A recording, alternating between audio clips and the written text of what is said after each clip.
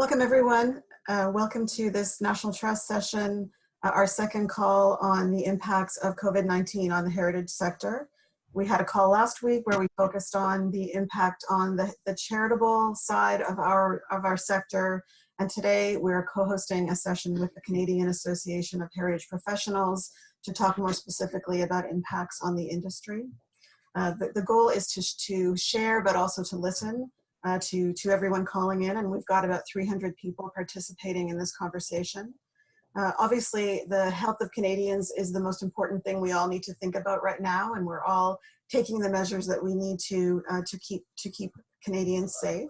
But we're also already seeing important impacts on our sector: disruption, closures, layoffs, lost revenue, and concerns about the places and the people that we care about.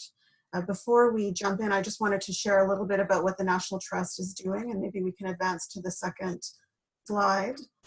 We are acting as a convener, as we always do, but I think ramping it up even more so during this time. And our plan is to open up these Zoom lines every 2 weeks for the foreseeable future, to give lots of opportunity for people to come together and hear what's happening and share the issues that they're facing in their own communities and with their own historic places. We're acting as a clearinghouse. Watch our newsletter, and you can sign up for that newsletter. I think the information is on the screen to keep abreast of measures that are being announced that could be beneficial for the sector. We are an advocate, but we need your input and we need information. We need partners, so we're really pleased to be working with the Canadian Association of Heritage Professionals. The industry voice is more important than ever at this moment. And we're also reaching out to our partners at the Canadian Museums Association, Ecomos Canada, the Royal Architectural Institute of Canada, and others. We need data. So again, part of the discussion today is about capturing data, but also just real tangible examples of the impacts that our sector is facing. And we'll be responding. We've already been in communication with the Department of Canadian Heritage, with Parks Canada. We need to reach out to infrastructure. There's a lot of potential impacts that our sector needs to communicate to governments at all levels, not just federally. Our interest is in talking about immediate needs, so that the issues happening right now for the sector, but we also need to lay the groundwork now and be prepared for longer term impacts and the actions that we need to take. I will just say a few words about the call we had last week. The focus for last week's call was about the impact on the charitable side of the historic places sector. So we heard about the concerns about summer closures of sites, impacts on seasonal workers and volunteers, concerns about fundraising and what it means for organizations and sites that generate a lot of revenue through donations in this challenging time, but also loss of revenue because of the canceling of events and of the opening of their sites. We heard about concerns about grant deadlines and the need for flexibility, so that's one of the positions we'll be advocating. Questions about whether the relief measures being announced are going to be relevant, or how to make sure that our sector is positioned to benefit appropriately from those measures. We also heard about the fact that there is likely to be substantial stimulus funding flowing, and we need to be very fast off the mark in identifying projects that could be shovel ready and that could benefit from the funding. So those are some of the kinds of topics that we heard last week. Stay tuned, watch for our newsletter later this week and next Thursday, where we will share back what we're hearing and also share our actions and plans from an advocacy perspective. A bit about today's format, and if anyone's having trouble getting in or seeing the screens, feel free to send an email to info@nationaltrustcanada.ca. Our format today will be really flexible and organic. I think 10 panelists on the screen. We'll be inviting them all to weigh in and make comments, but we'll also be watching the Q&A box for your questions. We know we have many people listening and seeing the screen. So use that Q&A box. We're trying to focus all of the comments and questions there to make it easier for us to stay on top of what's coming in. and feel free to use the thumbs up voting functionality to, if you want to add your voice to questions that you really want to hear answered today. We may take some questions offline and we'll be responding to them in due course. If you're calling in and aren't looking at a screen and seeing our faces, we will try and remember you and read out to you what we're showing on the screen.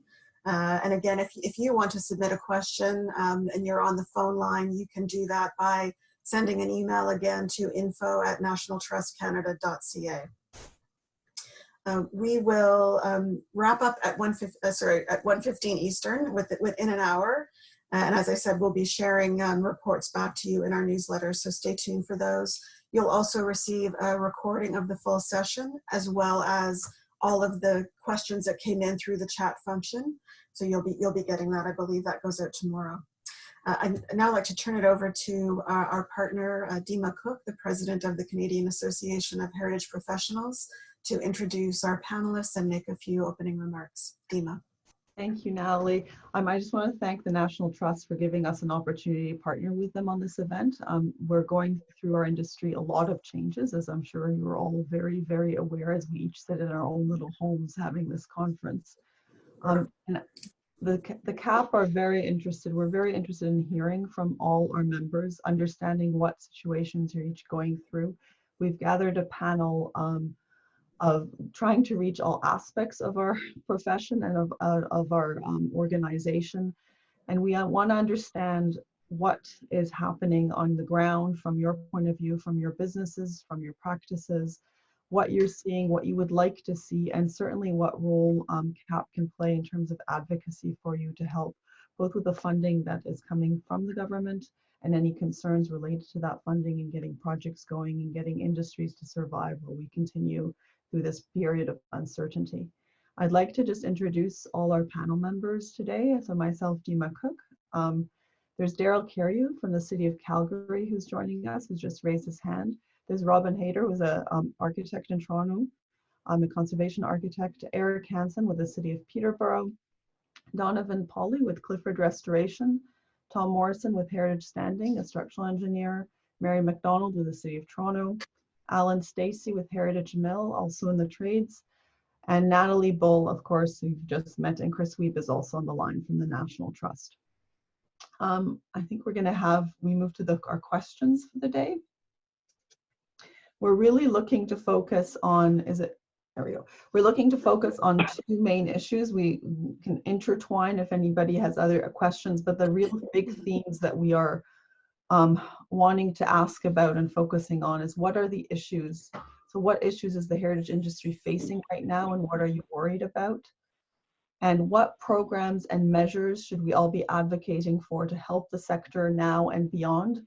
Questions are welcome in French and in English, and we will try to do our best to answer both. I don't know who wants, I'm going to open it to our panel to actually see who would like to tackle one of those questions at the moment in terms of what issues our heritage industry is facing right now and what are you worried about, either from the city's point of view. We have city architects, engineers, trades, and municipal people here. So I'm looking forward to hearing some initial thoughts and concerns.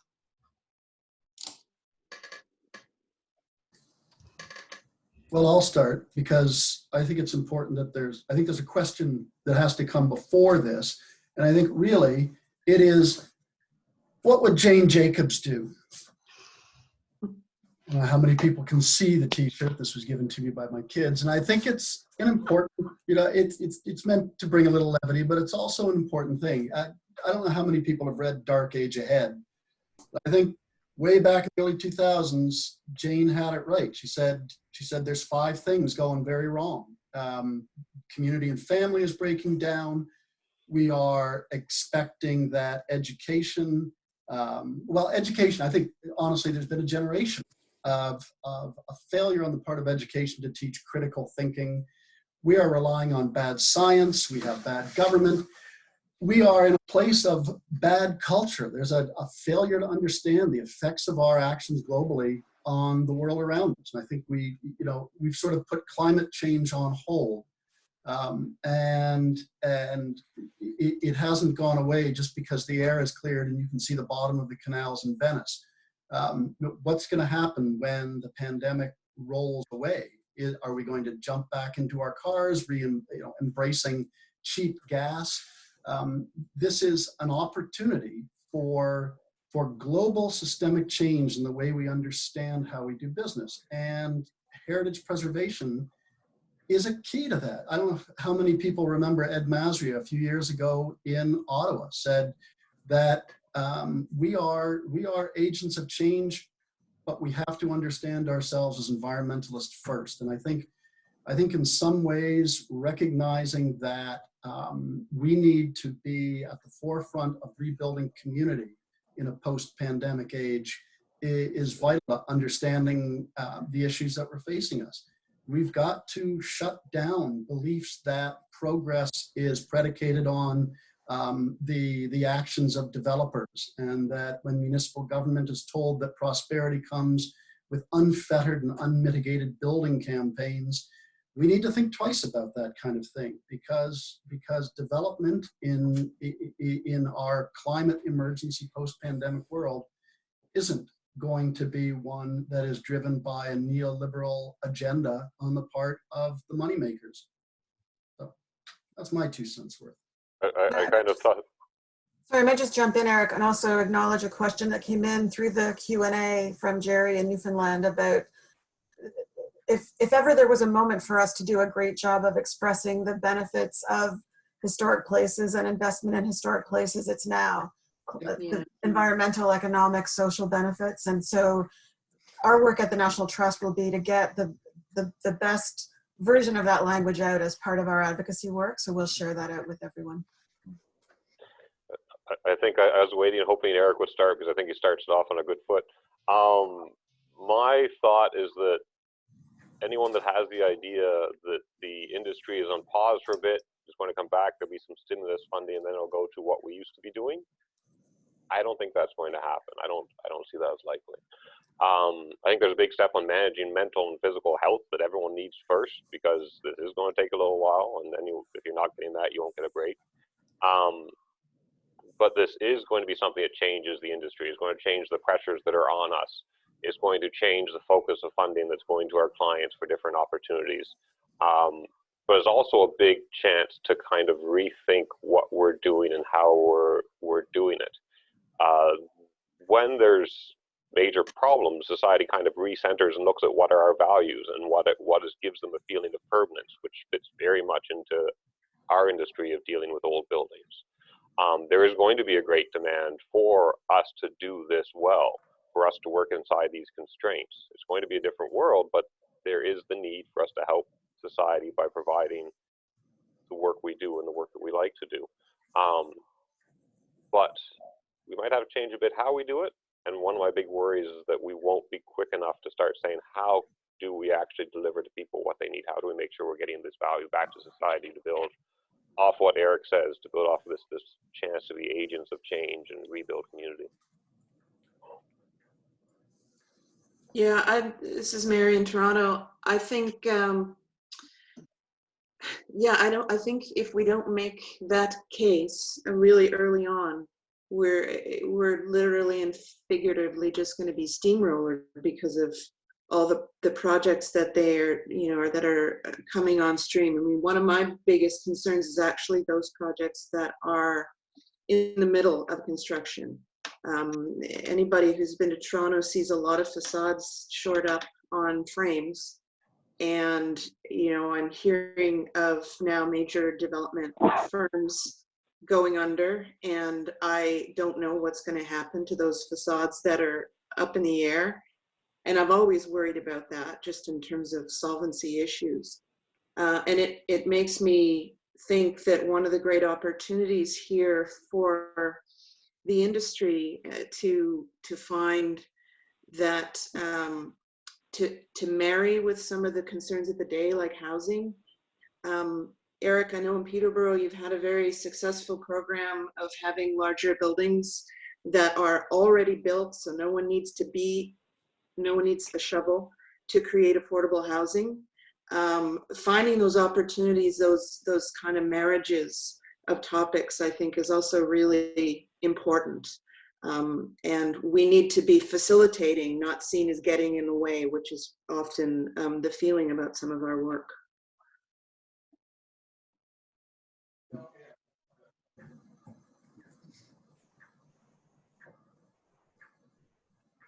Muting myself because there's some oddly construction noise in the background.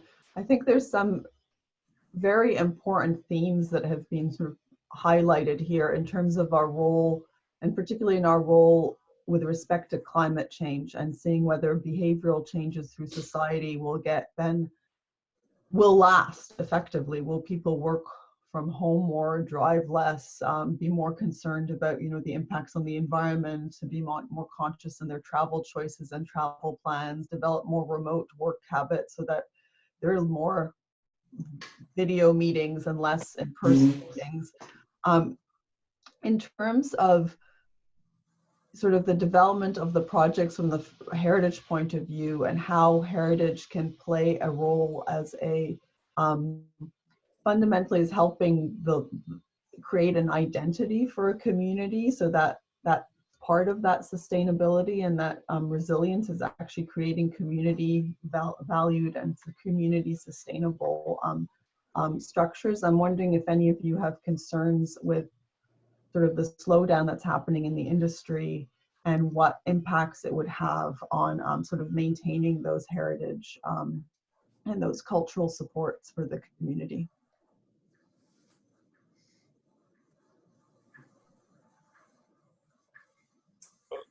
If you're asking about the slowdown in the industry, I have not seen the slowdown to the extent that I was expecting to.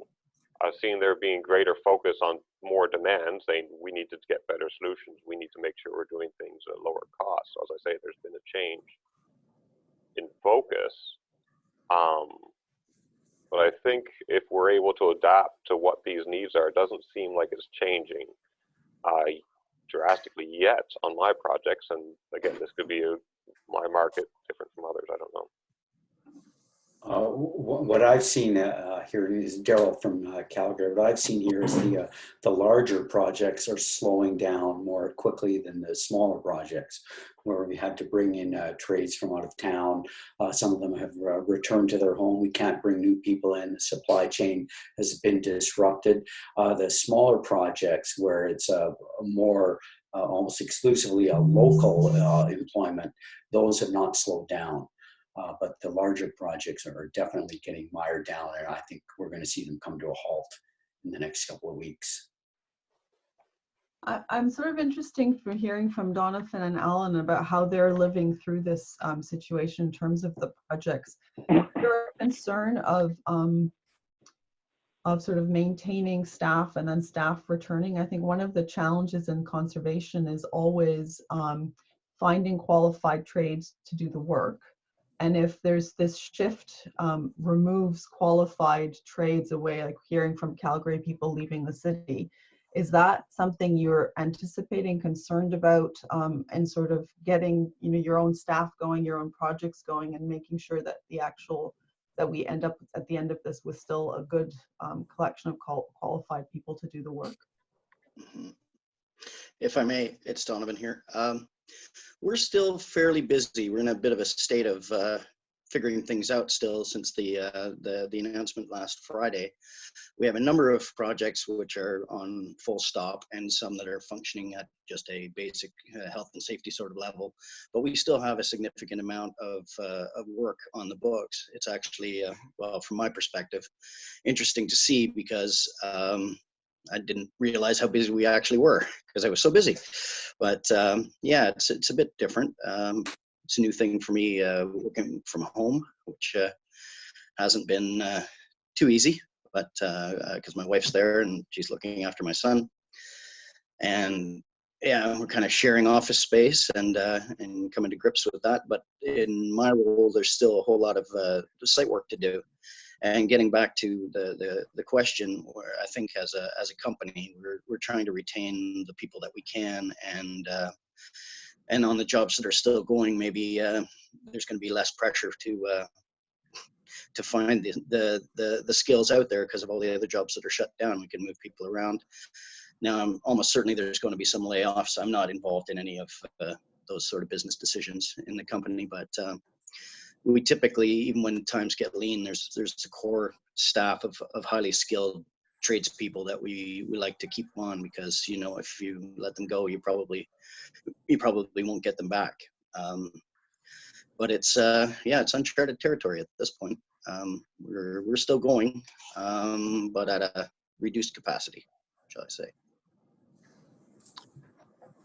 Alan here. So I reiterate many of the things that Donovan said. We're finding right now there's no real problems on work, but we do always have a high demand for replication work, doors, windows, interior trim, staircases, etc. And that doesn't seem to be closed down by the government. Where we are seeing some issues, and we've already with a couple of sites, is the closure of ICI sites. And although it was ambiguously presented by Premier Ford, some or most residential projects in theory shouldn't be running either. So we're still reviewing that as we speak. Further on, the wage subsidy, which seems to be taking a long time to roll out, will be very important. We don't want to let anybody go. As Donovan said, you've trained these people up and you want to keep the good ones. I think if we do let them go, normally they don't come back. That may be different this time because of the circumstance, but I don't necessarily want to risk that. And I guess on a positive, out of every door that closes, another one opens. The advantage certainly for the heritage trades are higher unemployment. There may be a bigger pool of people to choose from. That's a very small recompense for everything that's happening right now. But that having 3% or less unemployment has been difficult to find good staff over the last couple of years. And that's pretty well my thoughts on it. And my view on it right now is I can actually see our problems more likely in 3 months down the road, unless things start picking up. And it certainly would help if we ever knew when things were going to reopen. And I can understand that isn't an easy answer for them, question for them to answer. But that's part of the trouble, is the unknowns. But right now, like I say, we're well holding our own. But like I say, whether that will stay is hard to say. Yeah, and if I may catch two questions I saw coming up, unless there's another comment there. I saw in the chat there Jane Ross making the point about the us needing to focus beyond just historic buildings, and also the needs and the roles and all the other ways what we do is important. And I think that's definitely true. Like she mentions the UK looking at the circular economy, and the same thing's going to happen here. People are going to be a little more nervous than they used to be about where they're getting products in from. They're going to want to know what their supply chains are. No one thought about that for a long time. And suddenly this industry that we work in, the best results favor skilled trades that are using more local manpower, fewer imported products, is going to have an advantage. So watching how that plays out is going to be interesting, because there's a bunch that's kind of up in the air, but I think that is to the benefit. The other quick note I had, I think is just kind of a question that other panelists might have more to put in, but there's one question put on saying, our development applications proceeding. What I'm seeing in the circles I work in, and again, this is in the far east of Canada, yes, they are still proceeding. Yes, many groups are still putting together their plans. Some are lining up to say, how do we take advantage of this? There are some of the bigger projects are the ones that are becoming hesitant because they're dependent on a lot of money that's invested in various stock markets and so forth. But a lot of the developments I see continue to proceed. We'll see how that plays out. I Can I saw just Daryl jump in? nodding to that. I'm sorry, I don't know who I interrupted. I don't have everybody on my screen, but I saw Daryl nodding to that. And I'm curious from Eric or Mary in terms of, because I think the point that now it's okay because we're living off projects that got started and approved and funded and got permits going months ago, but looking into 3 months, 4 months from now, how are the municipalities dealing with this in terms of planning for approvals and applications? As far as I know, our applications approvals are proceeding, but I have seen one issue come up, and that's how is public engagement going to happen in the future? I know at our council public hearings, they've managed to have some remote participation, but your community engagement is so important these days. That's a big question on how that might happen, certainly in the short term, to keep these applications going. Yeah, it's Eric Hansen here from Peterborough. Daryl, that's a very good point. We've gone online with our public information sessions, and to my mind, that's wholly inadequate. And I'm not speaking personally here, even though I'm an employee of the city, but I know, you know, we sort of have reached this point in the world. Look at us, we're on Zoom around the, you know, across the nation. But I don't think that really speaks to the capacity of the average citizen to engage electronically in a meaningful way. There's a big difference between standing there face to face with a planner, looking at a you know, a big concept board, and being able to ask pointed questions that you know, for which human interaction is so important. And you don't see it. I don't think it. I have a hard time pretending that it qualifies as meaningful consultation to post something on the city's website and hope that that people see it and can you know, rationally digest what's there and understand what a proposal looks like. To Dima's point about you know, 3 or 4 months down the line, my phone's still ringing, and you know, notice of complete applications are rolling in all the time. You know, site plan approvals are expected to continue, and you know, we've seen, unfortunately, 3 heritage buildings in the last few months come down. You know, sadly, for new development that is rolling ahead. You know, it's you know, to reiterate a little bit about what I said at the start, we've got a chance for a reset here, but it requires us to take on the status quo at a level and at an intensity that I don't think the heritage community has really ever been able to muster in Canada. I noticed Dinu Bamaru had a comment in the chat about the creation of a foundation that would drive in a kind of a project management partnership building way, the way some foundations have in the States. I thought that's a very good point. We have to muster energy across not just our industry, but across the you know, the rainbow of agencies that are about building community and partner with people that wouldn't have seen themselves as being heritage advocates, you know, even a year ago. Because I think coming out of the backside of C-19, we need to be a powerhouse of advocacy. And for too long, we have been reactive instead of proactive. I'm just comment on one of the questions that was raised was from Jerry at Heritage Foundation, who's talking about historic downtowns that are going to be very badly impacted by small businesses who are closing and who are and looking to see what, I guess that fits into the thing of finding a way of advocacy and support of small business, because they in fact inhabit a lot of those heritage buildings in historic downtowns, and how they can be supported and maintained. I'm sort of wondering whether this is an opportunity to really also push for that heritage tax credit, which is being dangling from the federal government.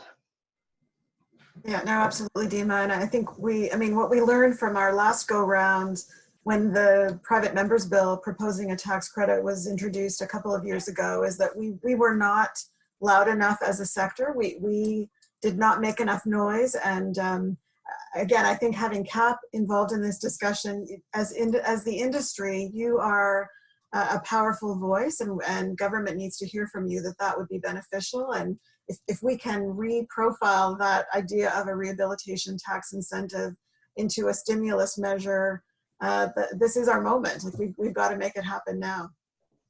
Really quickly here. I mean, I think that's a great point, all. And just circling back to what Tom was saying about kind of local resiliency and this opportunity to really flag that as being one of the upsides of heritage conservation and rehabilitation. I think within the heritage sector, we have a lot of data, And I remember seeing some really good data from Paul Saplinzi and others at Plus VG Architects around the amount of local labor that each of some of their projects were generating. And I think that there's a lot of like sleeping data within the heritage sector that we can marshal from firms like Donovan's and others that are working to really reveal quite quickly the fact that this is where you get your biggest bang for your buck if you're going to be stimulating this area, but also that it isn't open to disruption of those supply chains like you were talking about, Tom. So it's actually kind of future-proofing your work. It's hammering the same thoughts home again and again. I mean, doing what we do is better for the environment. Doing what we're doing is better for the local communities. Doing what we're doing is better for developing skilled trades and higher paying jobs. Working to save the kind of historic or the old buildings in your downtown. They've done studies and they find those cities and towns do better in economic downturns, right? Like all these things keep on being demonstrated, but the majority of people don't realize that, and that background's not there. And Heather McLean had a similar question that was there in the box, just saying, you know, all these incompatible developments in heritage areas just to make jobs and bring taxes are a bit of an issue. We had one across from my office building come up a few months ago, and the city basically said, oh, well, there's only one group that really formally complained, which was actually part of my family since we own some properties in downtown. And they're like, because you're the only group that complained, we decided that it wasn't significant. But if you talk to the heritage groups, everyone just was feeling beat down because it's so hard to make, to get forward. So sometimes it's just a matter of constantly being ready to say, hey, here's what we should consider. Hey, here's why this is a great idea. Hey, let's do this.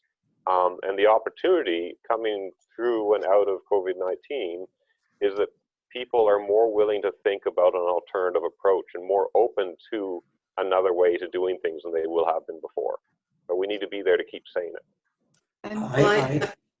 I'm sorry, I have a comment following up on what Chris said, and then a question for the panel. One of my colleagues, and by the way, it's Daryl from the city of Calgary, Alan Partridge with Next Architecture made the point that while we're all anticipating some capital infusion coming, and we have to make sure that it's not all the $200 million ring road projects that get approved. The smaller projects, you can get shovels in the ground much more quickly. You can get shovels, you can get people back to work much more quickly. So I think we need to be ready with some smaller heritage projects and getting that message across that we can put people back to work more quickly and we can help revitalize the local economy more quickly.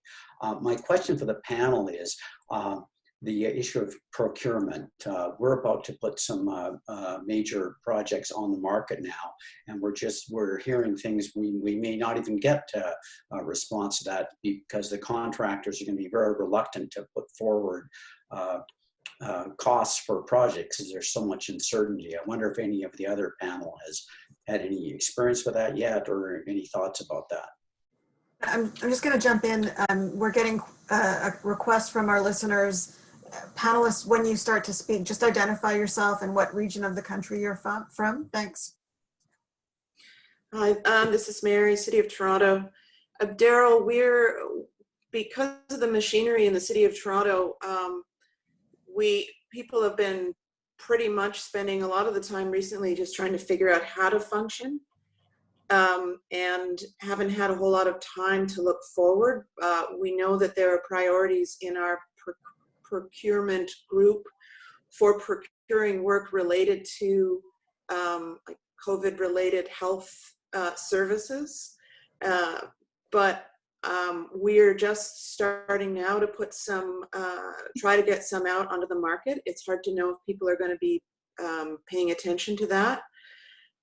But we haven't had any negative response yet, but we're just starting to get our heads around that.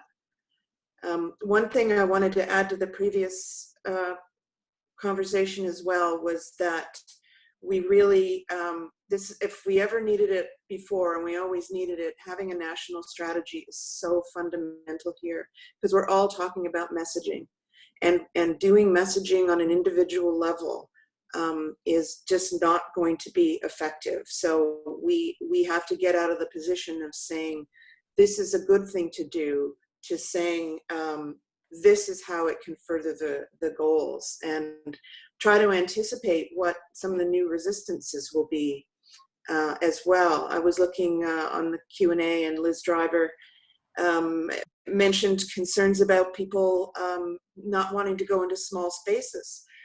What about new technologies, door technologies? How is this on a micro level going to affect how people perceive older places? And they may not just be places of comfort.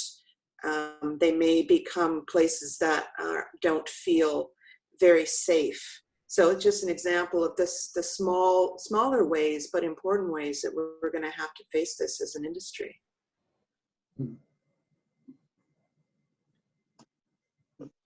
I'll make it. Tom Morrison from Fredericton. Just a quick comment to Daryl's question.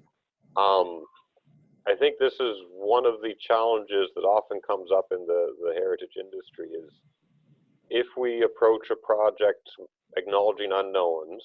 So if we go in saying, okay, I don't actually know everything, but if we slowly figure this out, we might be able to save a bunch of money, it makes clients really uncomfortable.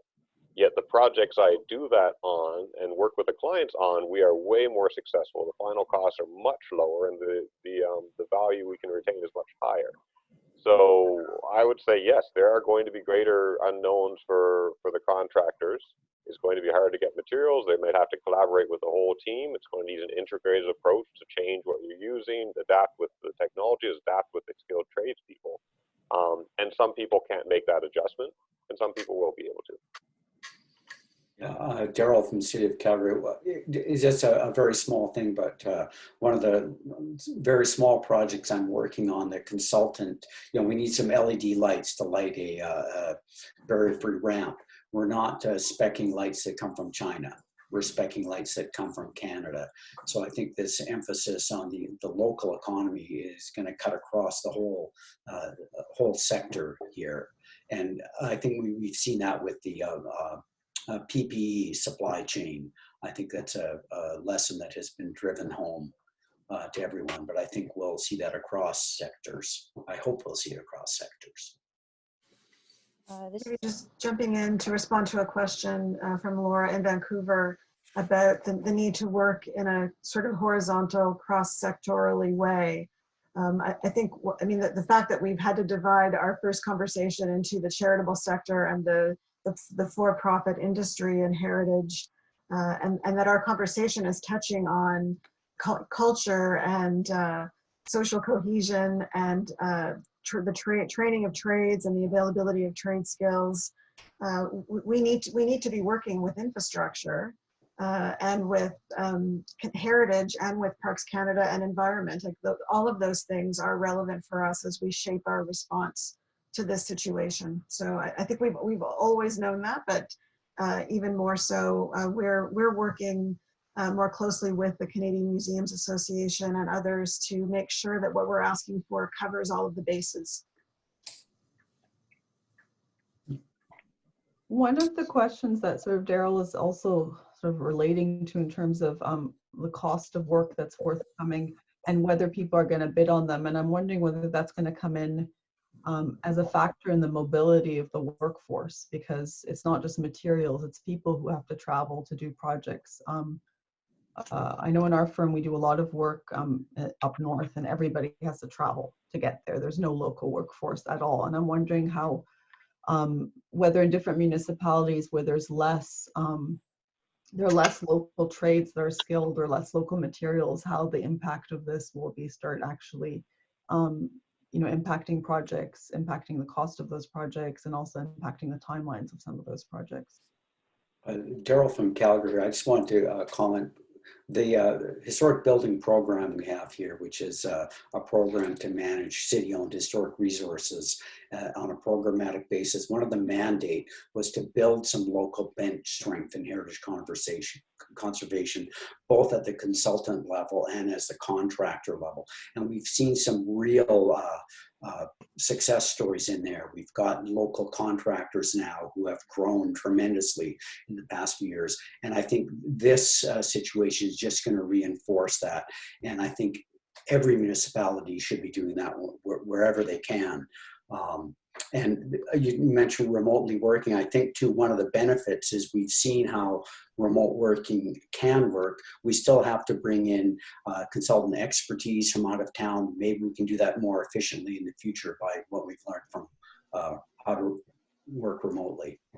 The other aspect is relearning what we knew, right? I mean, we're looking again at how we used to build in different regions before we could import all of our steel from China. Or things like that. And there's a degree to that. Does it solve all problems? No. But some of that information may start to apply as we localize what we do. There's a number of questions in the Q&A box about where things are at, about Felicity from Coburg, Felicity Pope, talking about the Heritage Advisory Committee being suspended. And somebody else was saying from Alberta that all kind of development permits and those kind of processes have been pulled, I guess at this point, or frozen until the fall. What is the status? I guess, are things continuing as usual in terms of those kind of development, kind of permit, kind of application processing? And is that are we going to be seeing demolitions and other things? I think a number of other commentators brought that up in the Q&A box. I don't know whether Mary or Eric or some others more on the ground with that would have something to add.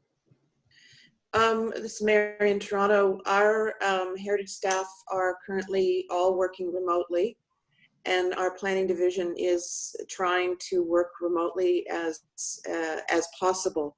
We haven't been taking on new applications. We've been focusing on trying to move things forward that actually could start to bear fruit soon. So that would be both on the planning side and also on the heritage permit side. We're feeling some flexibility because of the suspension of time limits for appeals and objections and those things under the Heritage Act. So we can kind of take advantage of that and extended time periods. So we are doing our best to keep moving things forward and toward what Natalie was saying, sort of getting prepared so projects can actually be up and running once everything is going. But it's pretty piecemeal. We're doing what we can, and I certainly would encourage anybody who's working on heritage projects in the City of Toronto there's my cat, to contact me. And if you're having trouble getting your project moving along, we can help. Daryl in Calgary, I'm not aware of DPs being frozen in Alberta. I know that our application counter at City Hall is still open. They have all the COVID-19 protocols in place. I've just had some back and forth on an active application just this morning. Also, what I've read on our city website, we've made it easier to keep development permits, building permits alive that are about to expire. You can extend them longer now. So again, it might be like what Mary said, kind of a piecemeal, but I believe things are still moving ahead. It's Eric in Peterborough. Chris's, the other part of Chris's question was about things like the Municipal Heritage Committee. Ours has been suspended indefinitely. And they would be reviewing 2 to 3 applications a month. Honestly, all I can tell people is that we are in a holding pattern when it comes to their approvals. There's been, to my knowledge, there's been no discussion about trying to activate those committees remotely the way we have our city council, which now meets virtually each Monday. But unfortunately, it's a small municipality. We don't have a lot of traffic going through the MHC. A lot of delegated authority, issues get dealt with by our office, but there will certainly be a backlog whenever this maelstrom passes, and things will be backlogged for a while. But to my earlier point, that's not stopping the inquiries and the alteration applications that we're getting for our district. All of those things are still rolling in with the expectation that while we may not be operating efficiently, we are still operating, and that there will be answers and resolutions to issues. So, the other part of this is, 2 years from now, we're going to look back on this and it will be in the past. And I have a feeling things like supply chains and workforces are going to rebound relatively quickly. We haven't lost capacity. We've lost ability. And those are two different things. We aren't able to move goods and services right now, but that doesn't mean we don't still have capacity to do it when we are again able. The other thing is Canada is in a sound, financially stable condition going into this. My worry is, though, that there is going to be a loss of skilled trades. Because the other part of this is schools are shut. I do some work with Fleming College, and I know that we are in danger of those kids losing their term, and the kids coming out of the skilled trades programs. If that process is retarded by a term, we've lost thousands of young skilled kids finishing their apprenticeships or entering their apprenticeships that aren't going to be available as we try to roll back into full production. So I think there are concerns. There are secondary and tertiary concerns about how the economy will rebound, but I think our capacities are going to come back very quickly. I did notice there was an interesting comment about concerns that there will be that the not-for-profit cultural sector, like museums, are going to get pushed to the back burner. It's not essential to a recovery. And I really do hope that as advocates, we speak in favor of making sure cultural institutions are stable and safe, and we advocate as well for the not-for-profit sector as we do for our industry. No, and I think it's important for us to make sure that the particularities of our sector and our places are covered well by those measures that are being rolled out by the federal government, and the work we're following, the work that's being led by Imagine Canada for the charitable sector and Canadian heritage measures. So it's really about being clear what's different about our sector, what other measures do we need to be thinking of. And not just federal, but also thinking about what might happen provincially and locally. We've been talking with government about the fact that the federal mandate letters include a focus on getting a better statutory protection for federally owned heritage buildings, but how can we add to that work the measures that are most important at this moment, measures like a do no harm policy, so that federal investments aren't going to do more damage for historic buildings than good. And I'm reminded of 2008, our last big challenging time when there was stimulus money flowing after that period that was being proposed to using it to, for example, demolish 50 pre-Confederation buildings in Brantford.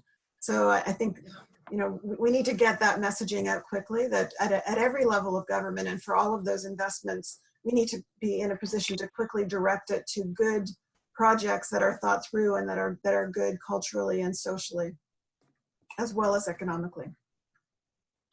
This is Mary in Toronto. One of the things that I think is a tremendous opportunity that also speaks to the local is taking advantage of the extraordinary community cohesion and support networks that are developing in neighborhoods and in cities. People are banding together for a specific purpose and are creating networks. And at a local level, to be able to capitalize is the wrong word, but take advantage of something that is already happening in terms of local community initiatives, to recognize that there is great power there is going to be really important as well, because that will be able to stand against that mass demolition in Brantford that happened, and with people saying, you can't you can't erase this area. Our community is important.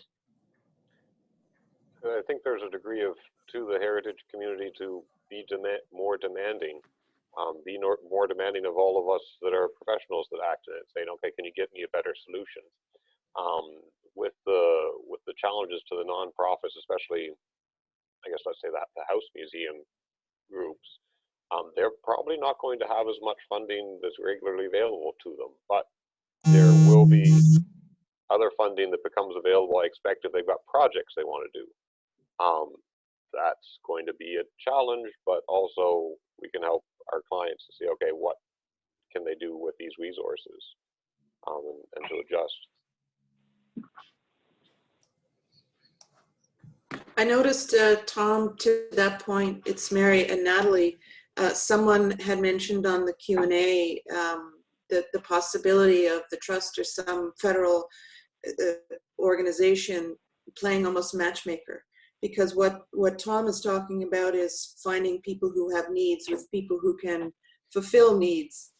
And that's something that is going to be, I think, also really important.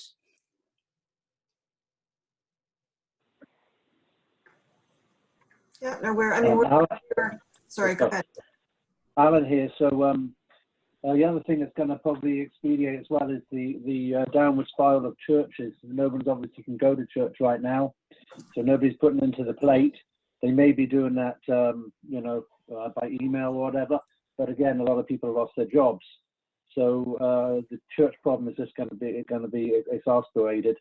And then on a separate note, if we try to think what the priorities for the government will be, and this is my take on this, and I'd like to see what other people think. I'd have thought that the biggest issues they'll have is affordable housing, which was already a problem before this happened, but now it's definitely exaggerated. Job creation, obviously, and most likely mental health as well. So any infrastructure packages, which I'm assuming will be coming from the government, will be focusing on this, and it really is a question for the heritage community how we can fit into that package, because I don't think there'll be money for heritage per se unless it fits into one of those three areas that I think they'll look at predominantly. So I'll just put that out to everybody and see if anybody has any comments on that. It's Eric here in Peterborough. I think it makes a good point, but why maybe one of our advocacy strategies is saying that one of the lenses you use when you allocate that infrastructure and stimulus money is it supportive of climate action, and is that climate action one that is best served by heritage? So I know Graham Singh's among the participants. He's made a couple comments, and one of the things he drives is adaptive reuse of places of faith. And I know in Peterborough, we've got 10 to 15 places of faith that are going to close. If I had my way, I would say that adaptive reuse of structures, redundant structures on a monumental scale, need to be used before a shovel goes in the ground to turn earth. Unless we have used up everything we've already built and maximized the embedded carbon in it, you don't put a new building up. Right now, we're looking at the potential demolition of a beautiful mid-century modern church so that they can build a smaller sanctuary and add 30 apartments on the site. And I'm thinking, if that can't be done in the shell of what's already there, we're really, we're in the weeds. There's got to be a reimagining and a reset in the way we think about what constitutes a resource. It's not ore in the ground, it's the building that's already standing. Mm-hmm. And also, Eric, taking advantage of the time saved in having a structure that's already there. It's not that it's without complexity, but you can get moving a lot faster if you don't have all that excavating to do. Well, there's more to it than that, though. There's things, and Tom touched on this earlier, about when a developer is sitting on a construction mortgage at 6%, knowing that his carrying cost eventually is going to be 3% once the building's done, they scramble, and nobody wants to and it's a myth, right? This this business that it's so much more difficult to renovate and restore an existing structure than it is to start new. It is, yeah. We have to break down some of those myths. You know, people Yeah. say, man, a church is brutal. No, it's not. It's an envelope that you are free to reconstruct inside those walls that aren't going anywhere. And there are myths propagated by the profit makers that need to come down so that real community building can take place. Oh, it's not just the profit makers. I mean, our own industry can do better. I mean, lots of us do great, but our own industry can do better at looking at finding ways to get better solutions. Our own industry can do better at practicing an engineer, saying, oh, hey, this is a masonry arch. Let's make sure I understand how it works before I try to retrofit it. So I think, again, it's all old buildings we're caring about, not just the designated ones. We want to take advantage of exactly what Eric says, make sure that's leading the way, and we want everyone to push for better solutions. We should have clients that are turning to us and saying, okay, great, you need to do better, because if you go to heavy industry, that's what they do to their professionals. And we need to have ourselves sitting and constantly pushing each other, saying, okay, we need to do better. We need to get better solutions. We need to keep demonstrating why people should be coming to us as professionals instead of rebuilding a new one, because this is the better solution. I think this raises a really interesting opportunity here, and certainly these talks could maybe instigate a side one. One is shared data.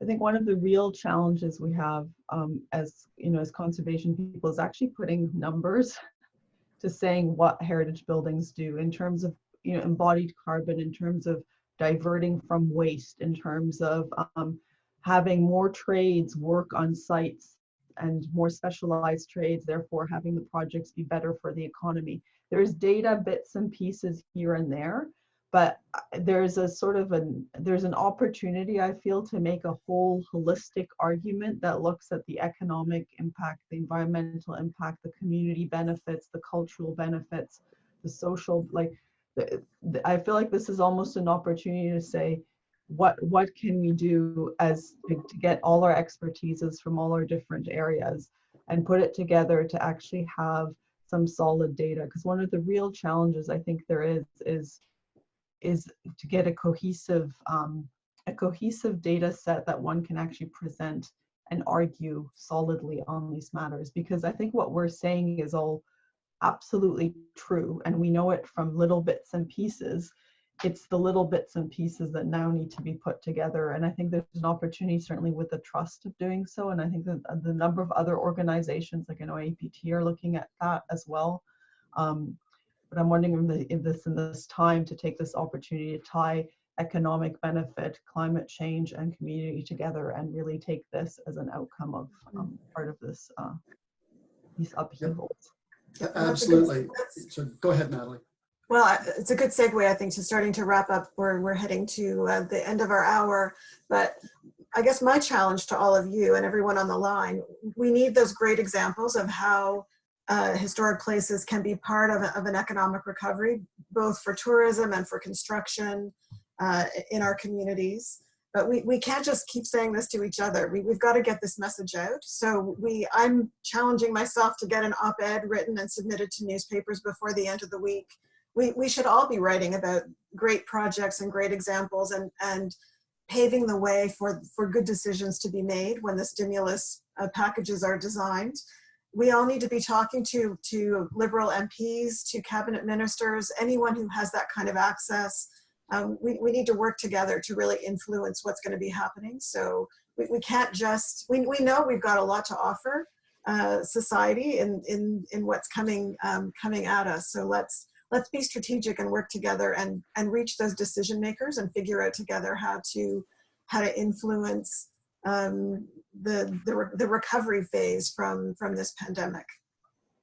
So any last, we've got a couple of minutes if there are any other closing comments. While you're thinking of them, I will just say that we are, as I said, planning to open the line every 2 weeks on Tuesday at this time. Everyone hearing this will get an email confirming those details, and we'll make sure that you have an opportunity to sign up for our newsletters to stay informed. We are also, je devrais dire qu'on propose de faire des appels aussi en français. We didn't do a very good job today of trying to run things in both languages, but we will certainly do that better in future, and you'll hear about those opportunities. So a closing remark from anyone? What? I'd like to thank everybody for participating, and I think it's been really valuable. I found it to be a very fruitful conversation, and certainly I've been reading through all the comments on the chat and on the open questions, and I look forward to getting a printed copy so I can spend more time reading them. Thank you. Great. I just want to say thanks to the National Trust for putting this together. Great. Well, thanks to all of you. It's an important moment for us to come together, and we're pleased to create those opportunities. So keep your messages coming in, and we'll be in touch over the coming days and weeks. Thanks very much, everyone. Thanks, Okay, Natalie, thank you. and Chris, and Dima. Thank you. Thank you. Take care, everyone. Bye-bye.